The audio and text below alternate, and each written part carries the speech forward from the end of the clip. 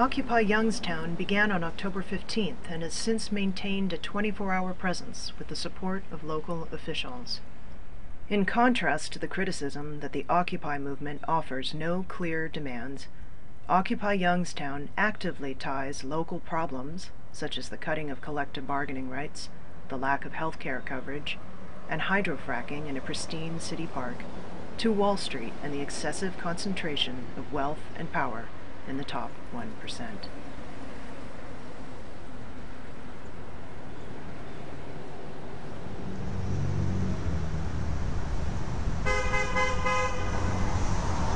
I know a lot of friends of mine locally didn't know anything about Occupy Wall Street, let alone what we're doing locally.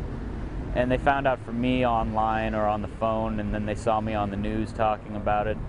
They're like, oh, that's what it's about. We heard you guys speaking about, corporate accountability and closing tax loopholes. That's stuff I can get behind. So the more specific we can make it, which has been a big criticism of the movement as a whole, is that we're not specific enough. So I know locally we've tried to pin down specifics that pertain to our own community.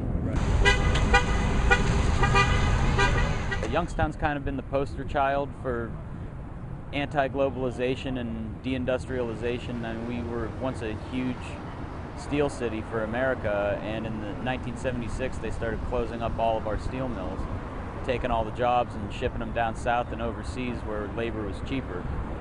Youngstown's been a city that's been going through this kind of economic struggle for almost 40 years now, and I think we have a pretty valid voice in addressing the issues on a national scale. Youngstown used to have over 100,000 people living here thanks to the steel mills and General Motors and Packard Electric.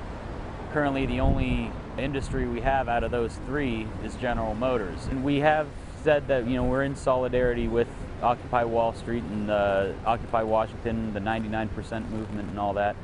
But we're trying to, as they say, all politics is local, so we're trying to engage people on local issues, and then if we can get them hooked there, we can talk about national and global issues and how we go about setting things to rights for the 99% of the world's population.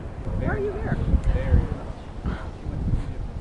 Trying to get Washington and New York City to pay attention. It's all about the people and doing right by us, all of the citizens of the United States. Corporations are not people, and money is not speech. You treat us equally. Treat us like human beings would be a good thing. It's not right. It's not right. And even they agree that it's not right. The politicians need to start paying attention to the people, to the people, to the people. We made a pledge locally to be out here until Election Day on November 8th. Okay. After that, we're still talking as a group if we're going to at least continue to have meetings outdoors or back at the Lemon Grove, if we're going to continue to have an occupation presence here. We acknowledge it gets very cold around here in the wintertime. I think if we're able to keep some kind of dialogue going online, that even if we don't meet in public or have an occupation presence, we're still online and we're still talking to each other. All too often people say, like, I'm one person, what can I do? But if all of us get together and vote and raise awareness, then we can do something together.